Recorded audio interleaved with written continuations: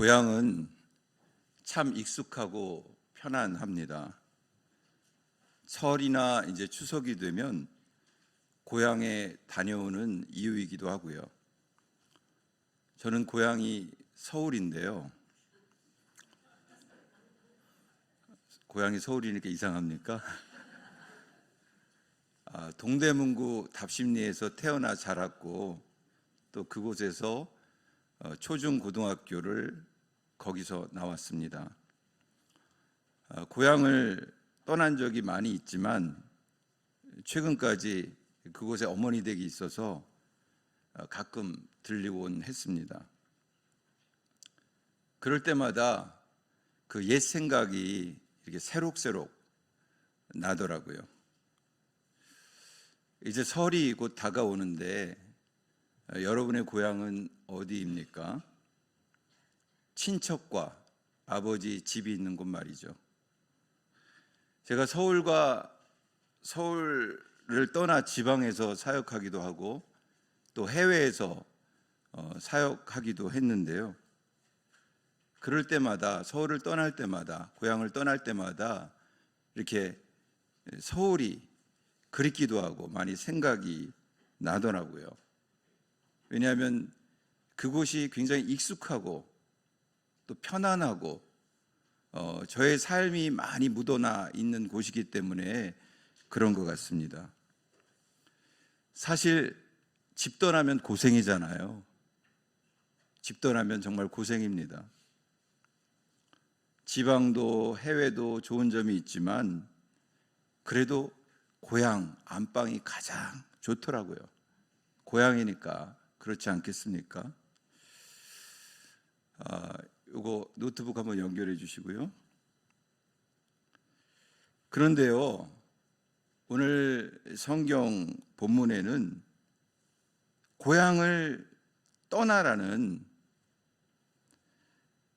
말씀을 받은 한 사람이 등장을 합니다. 너 집 떠나서 고생길로 한번 가봐라. 그런 명령을 받은 한 사람입니다. 그 이름은 우리가 잘 알고 있는 그 이름도 유명한 바로 아브람입니다. 고향과 친척과 아버지 집을 떠나서 고생길로 가라. 이런 명령을 받은 한 사람. 그 사람의 이름은 아브람이죠. 그 아브람은 갈대아 우르에서 학자들에 의하면 아버지 데라와 함께 우상을 깎아 만드는 일을 했던 그런 집안의 사람이었습니다. 그가 지금 하나님의 부르심 앞에 아주 직면해 있는 것입니다.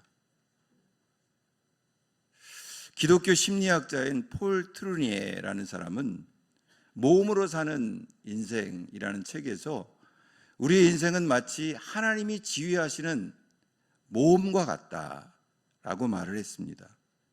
여러분 어떻게 생각하십니까? 하나님이 지휘하시는 모험, 그것이 인생이라는 것이죠. 그렇듯이 어느 날 하나님은 아브라함에게 나타나셔서 고향과 친척과 아버지 집을 떠나라 라는 명령과 말씀을 하고 있는 것입니다.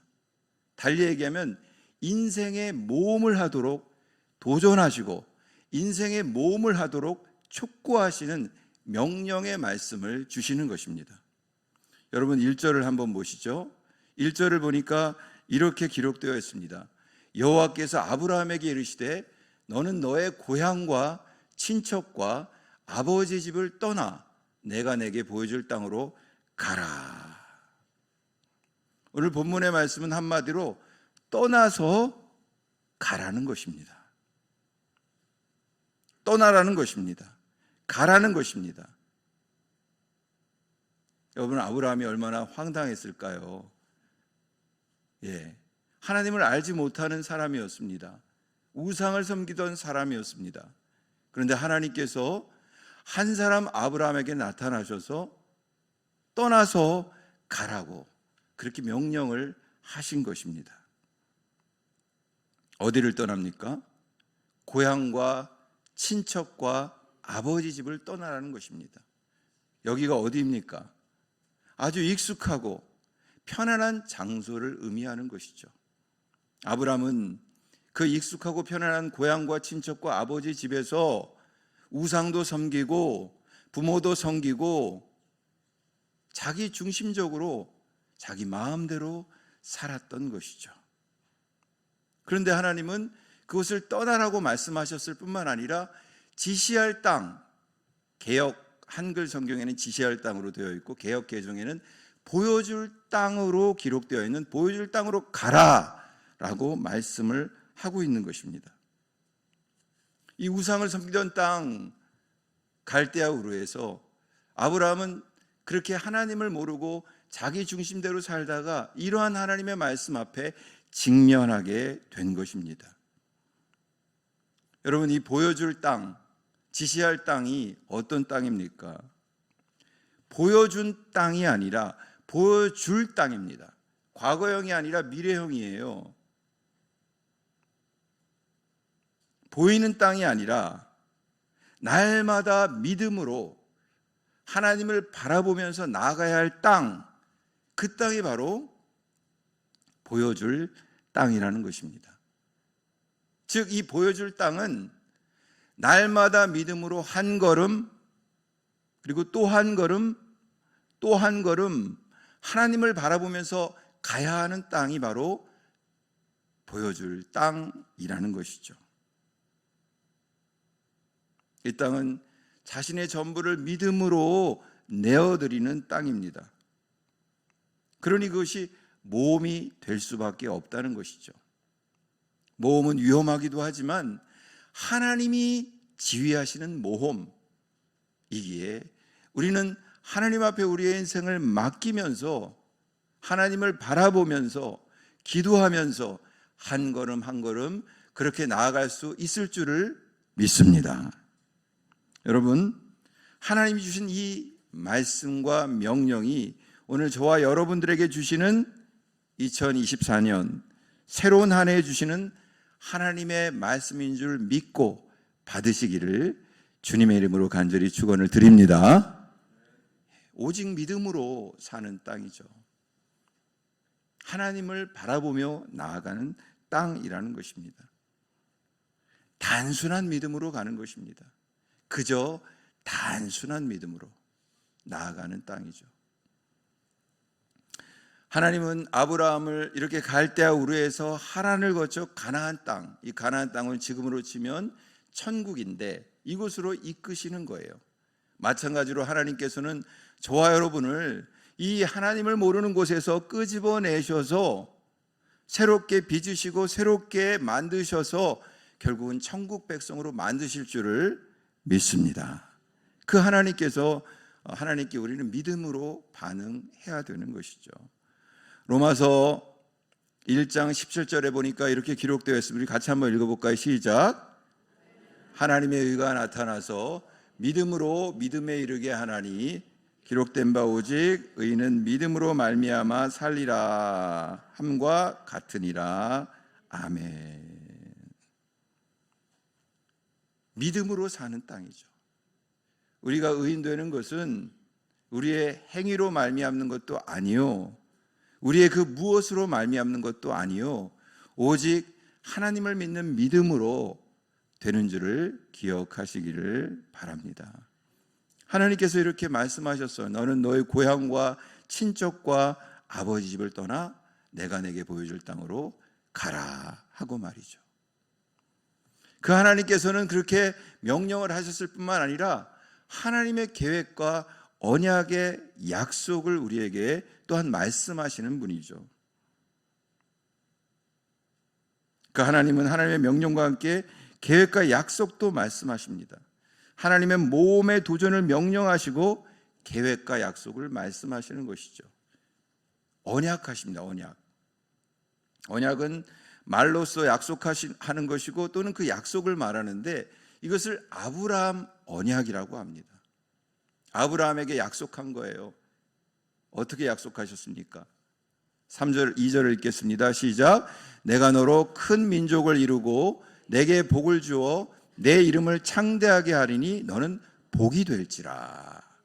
개역 한글 성경에는 복의 근원이 될지라 이렇게 기록되어 있는데, 그 약속은 큰 민족에 대한 약속, 그리고 복을 통해서 이름을 크게 한다는 약속, 그리고 복의 근원, 복이 된다, 즉 복덩이가 된다, 복의 근원이 된다 라는 약속을 주시는 거예요. 이 아브라함에게 주신 약속, 땅과 큰 민족과 복을 주시겠다고 하시는 약속이죠. 아브라함 언약입니다. 또 후에는 모세 언약, 다윗 언약을 통해서 이 구원 계시가 점진적으로 발전을 하면서 결국 예수 그리스도를 통해서 온전한 구원이 이 땅에 임함을 구약 성경을 통해서 우리에게 가르쳐주고 있다는 거예요. 심지어는 아브라함 언약을 통해서 하늘의 별처럼, 땅의 티끌처럼, 바닷가의 모래처럼 너의 후손이 많아지고 번성케 될 것이다 라고 약속을 하고 있는 것이죠. 그리고 하나님은 3절에서 이렇게 얘기합니다. 너를 축복하는 자에게는 내가 복을 내리고 너를 저주하는 자에게는 내가 저주하리니 땅의 모든 족속이 너로 말미암아 복을 얻을 것이라. 여러분 믿습니까? 아브라함, 너를 통해 모든 민족이 복을 얻을 것이다. 네가 번성해서 수많은 민족이 생명의 복을, 번성의 복을 누릴 것이다 라고 언약하시는 것이죠. 이 약속의 말씀은 아브라함을 통해서 저와 여러분에게 또한 동일하게 우리가 복덩이가 되어서 수많은 사람들에게 복을 전하는 그런 사람이 되는 약속인 줄을 믿으시기를 바랍니다. 하나님의 언약의 말씀이죠. 바로 민족과 이름과 땅과 복의 근원이 되는, 복덩이가 되는 약속을 주신 것입니다. 여러분, 그러나 우리가 잘 알고 있죠, 말씀을. 아브라함이 75세에 하나님의 부르심 앞에 믿음의 도전을 촉구받을 나이가 75세입니다. 그러나 그 당시 아브라함에게는 자식이 없었어요. 자녀가 없었어요. 근데 하나님은 하늘의 별처럼 그렇게 수많은 자손이 너를 통해 번성케 될 것이라고 말씀하셨다는 것입니다. 아브라함이 어땠을까요? 그걸 정말 믿었을까요? 아니면 하나님은 아브라함을 가나안까지 이끄시면서 아브라함의 믿음을 견고케 하고 새롭게 하고 믿음의 사람으로 새롭게 세우셨을까요? 하나님의 구원 계획은 아브라함을 통해 이스라엘로 모든 민족에까지 이르게 되는데, 그것을 바로 아브라함 언약이라고 하죠. 이 아브라함의 언약은 말씀과 함께 떠나는 믿음을 통해서, 그리고 믿음의 공동체를 통해서, 사랑의 공동체를 통해서 우리가 그 앞에 순종할 때 복이 되어서 복을 전하는 사명자의 삶을 살라는 하나님의 명령인 줄을 마음에 새기시기를 간절히 바랍니다. 말씀과 함께 떠나는 믿음, 그 믿음의 도전, 믿음의 모험, 믿음의 여행길을 가라고 저와 여러분이 부르심을 받았다는 것입니다. 보이지 않는 세계를 보는 것, 그것이 믿음이죠. 보는 것만 보는 것이 아니란 말입니다. 보이지 아니한 세계를 보는 것이 참 믿음이요 신앙입니다. 그래서 믿는 자에게는 영적인 눈이 열리는 것이죠. 한 걸음 한 걸음 주님과 함께, 말씀과 함께 십자가를 향해서 걸어 나아갈 때 영적인 눈이 트이면서 우리의 믿음도 성장하고 성숙해 되는 것입니다. 이름에 대한 계획과 약속, 그리고 복의 근원이 될 것이라는 약속을 하나님은 하고 있다는 것입니다.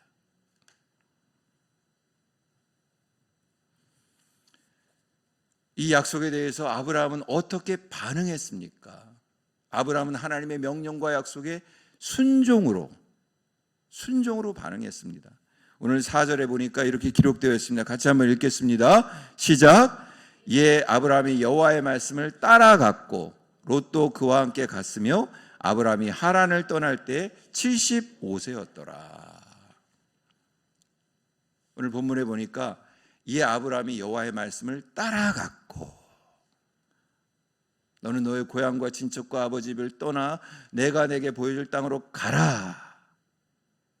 이렇게 명령의 말씀, 믿음의 도전을 하시고 또 큰 민족을 이루고 복의 근원이 되고 복덩이가 되리라는 그런 언약의 말씀을 주신 후에 하나님은, 아브라함은 어떻게 반응합니까? 말씀을 따라갔다고 성경은 기록하고 있는 것이죠. 그때 아브라함의 나이가 75세였는데 75세쯤 되면 안주하고 싶은 나이잖아요. 요즘에는 우리가 고령화 사회가 되기도 하고 또 100세를 바라보는 그런 시대가 되었음에도 불구하고 이렇게 노년에는 좀 변화가 쉽지가 않잖아요. 그런데 아브라함은 그 본토 친척 아비집, 고향과 친척과 아비집을 떠나는 믿음의 모험을 감행했다는 거예요. 무엇과 함께? 하나님의 말씀과 함께. 하나님의 말씀을 따라갔다. 말씀을 따라서 그렇게 순종으로 응답했다는 것입니다. 오늘 5절에 보니까 아브라함이 그의 아내 사레와 조카 롯과 하란에서 모은 모든 소유와 얻은 사람들을 이끌고 가나안 땅으로 가려고 떠나서 마침내 가나안 땅에 들어갔더라 라고 기록하고 있습니다. 떠나서 갔다는 거예요.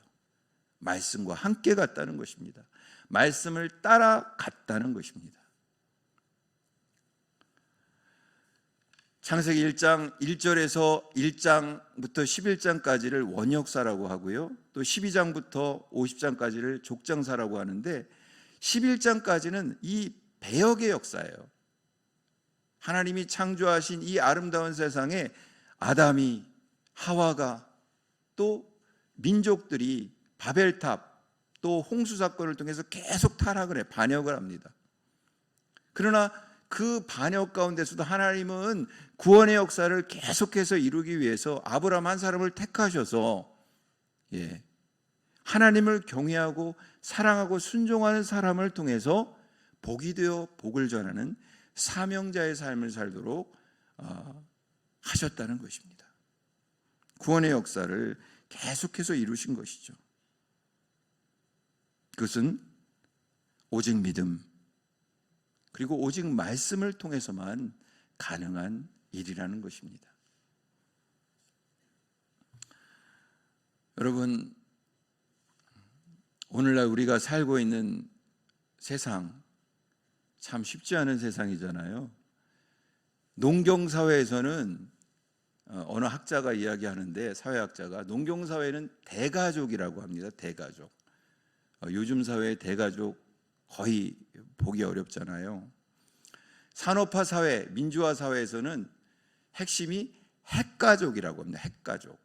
그래서 대가족 3대가 사는 집안 볼 수가 없고 이제 엄마, 아빠, 자녀, 이렇게 핵가족 중심의 가족 중심주의의 삶을 살았다고 하면요, 요즘에 새롭게 등장하는 이 시대의 가족의 개념은 뭐냐면 핵개인이래. 핵개인. 핵개인 시대에 우리가 살고 있는 시대가. 가족이 함께 살아도 설에 같이 모여도 핵개인. 그러니까 개인이 주체적으로 스마트폰 보고 AI하고 놀고 컴퓨터하고 놀고, 그리고 자기가 하고 싶은 대로 직업 선택해 가면서 아주 개인주의가 극대화된 사회 속에 우리가 살고 있다는 거예요. 여러분, 그런 것들 느끼십니까? 정말 핵개인 시대가 됐죠.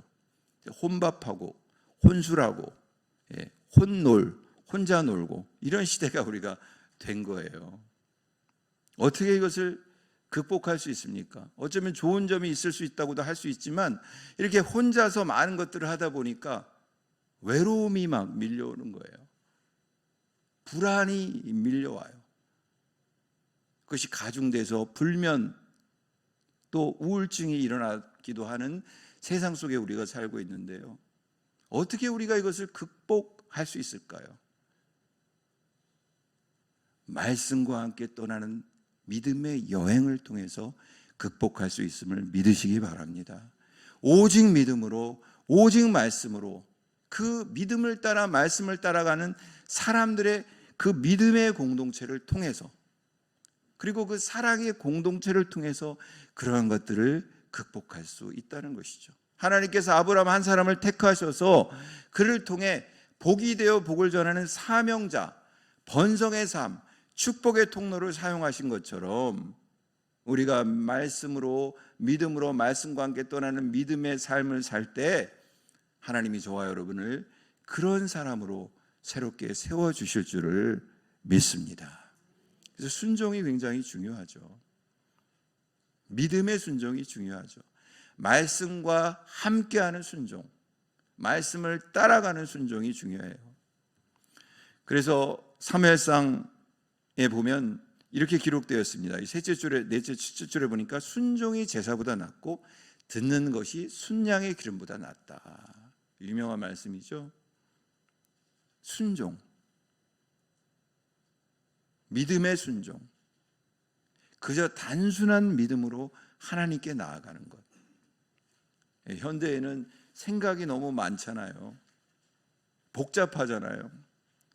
근데 성경에서 하나님 앞에 쓰임받은 사람들은 그저 단순한 믿음으로, 하나님이 말씀하시면 너무 많이 계산하지 않고 너무 많이 생각하지 않고 단순하게 응답하는 거죠.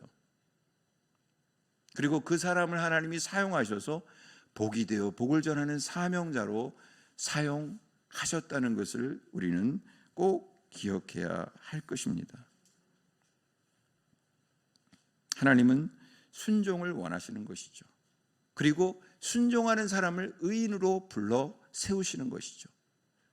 로마서 4장 3절에 보니까 성경이 무엇을 말하느냐? 아브라함이 하나님을 믿음에 그것이 그에게 의로 여겨진 바 되었다. 하나님을 믿음에, 하나님을 믿음에. 여러분, 하나님을 믿으십니까? 정말 믿으십니까? 믿음으로 순종하는 은혜가 있기를 바랍니다. 믿음. 2024년 그저 단순한 믿음으로 말씀과 함께 떠나는 믿음으로 나아가는 것이죠. 그렇게 하나님 앞에 응답할 때 하나님은 복이 되어 복을 전하는 사명자의 약속을 주신다는 거예요. 오늘 베드로전서 2장 9절 같이 한번 읽어보겠습니다. 시작. 그러나 너희는 택하신 족속이요 왕 같은 제사장들이요 거룩한 나라요 그의 소유가 된 백성이니 이는 너희를 어두운 데서 불러내어 그의 기이한 빛에 들어가게 하신 이의 아름다운 덕을 선포하게 하려 하심이라. 그의 기이한 빛에 들어가게 하신 이의 아름다운 덕을 선포하려고. 너희들은 복덩이야. 복의 근원이야. 그러니 그 복을 받은 사람으로서 그 생명력의 충만을, 예수 생명의 충만함을, 그 빛을, 예수 생명의 빛을 많은 사람에게 전하거라. 번성의 복을, 생명력의 충만한 복을, 하나님의 은혜와 사랑을, 십자가의 은혜와 사랑을 전하라고 우리를 불러주셨다는 것입니다. 찬양가사 중에 축복의 통로라는 노래가 있는데요. 당신은 하나님의 언약 안에 있는 축복의 통로, 당신을 통하여서 열방이 주께 돌아오게 되리. 당신은 하나님의 언약 안에 있는 축복의 통로, 당신을 통하여서 열방이 주께 예배하게 되리. 믿음의 순종을 통해서, 말씀과 함께 떠나는 믿음의 여행을 통해서 하나님은 우리를 통해 많은 사람을 번성케 하고 복을 주시기를 원하신다는 찬양의 가사라는 것입니다. 믿음의 용기가 필요하겠죠. 이제 말씀을 마무리하려고 하는데요. 하나님은 오늘 아브라함에게 믿음의 모험을 촉구하십니다. 그저 단순한 믿음으로. 그러므로 우리는 이 믿음의 모험 앞에 우리의 정체성을 인식해야 합니다. 물론 다 알고 있으시겠지만요. 바로 나는 복동이구나. 복이 되어서 복을 전하는 사명자로 하나님이 불러주셨구나. 이제 곧 다가오는 설 명절에 우리 가족 친척 가운데서 아직도 이 복을 모르는, 예수님을 모르는 사람들이 많이 있잖아요. 또 한 주 동안 우리가 새벽 기도하면서 태신자를 품었는데 그 영혼을 품어서 복을 전하는, 예수 생명을 전하는 사람이 바로 나라는 것, 그 정체성을 꼭 기억하시기를 주님의 이름으로 축원합니다. 그리고 두 번째는 믿음의 결단을 해야 합니다. 결단. 내 삶의 믿음이 가장 최우선 순위가 되도록 결단을 해야 합니다. 이제 2024년에 해야 할 일도 많고 계획한 일도 많고 생각도 많은 그런 1월이지 않겠습니까? 그런데 내가 내 삶의 최우선 순위로 믿음의 삶을 살겠다. 예배자로 살겠다. 말씀과 함께 살겠다. 작심삼일이 될지언정 말이죠. 결단과 결심을 해야 된다는 것입니다. 그런 은혜가 있기를 간절히 바랍니다. 그리고 세 번째는 아브라함이 이의 말씀을 따라갔고, 뭘 따라갔습니까? 말씀을 따라갔어요. 지금 말씀과 함께 떠나는 믿음의 결단이 있어야 한다는 것입니다. 달리 얘기하면 말씀에 순종하라는 거죠. 순종. 어떻게 해요? 그저 단순한 믿음으로. 그저 단순한 믿음으로. 우리 인생을 한번 되돌아보면요, 어떻습니까? 그저 단순한 믿음으로 순종했을 때 하나님이 홍해가 갈라지듯 인생이 갈라지고 기적과 같은 일이 일어났던 것 경험해 보지 않았습니까? 예, 그렇습니다. 정말. 예, 그저 단순한 믿음으로 순종할 때 기적이 일어나는 거죠. 그러니 말씀을 읽겠다, 말씀과 함께 하겠다라는 결단을 해야 한다는 거예요. 저희 어린이부에서는요, 그래서 2024년에 200 성경 읽기로, 우리가 성경을 매일 읽기로 오늘 아침에 제가 설교하면서 아이들하고 이렇게 기도하는 시간을 가졌습니다. 각자 내가 올해 성경을 어떻게 읽겠다 이런 생각들을 한 번쯤은 다 해보셨겠지만 종이에 노트에 써서 내가 월요일, 화요일, 수요일에서 하루에 어떻게 성경을 읽겠다, 구체적으로 이렇게 결심을 하지 않으면 이게 말씀 읽는 것이, 기도하는 것이 저 뒷전으로 밀려나더라고요. 저도 많이 경험해 봤습니다. 목사인데도. 그러니까 우선순위와 결단을 해야 된다는 거예요. 사랑하는 여러분, 말씀과 함께 떠나는 믿음, 말씀을 읽는 결단 있게 되기를 주님의 이름으로 축원합니다. 그래서 우리는 말씀과 함께 떠나는 믿음으로 복이 되어 복을 전하는 그런 삶을 살 수 있습니다.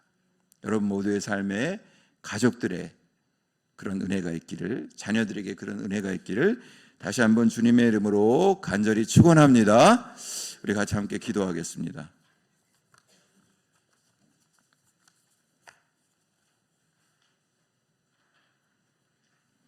우리 한번 1분만 마음속으로 한번 기도하고요, 제가 마무리 기도하겠습니다. 오늘 말씀 깨달은 것 혹은 이렇게 마음속에 이렇게 감동이 된 것 가지고 한번 1분만 같이 마음속으로 혹은 소리를 잠깐 내서 기도하고요, 제가 마무리 기도하겠습니다. 기도합니다.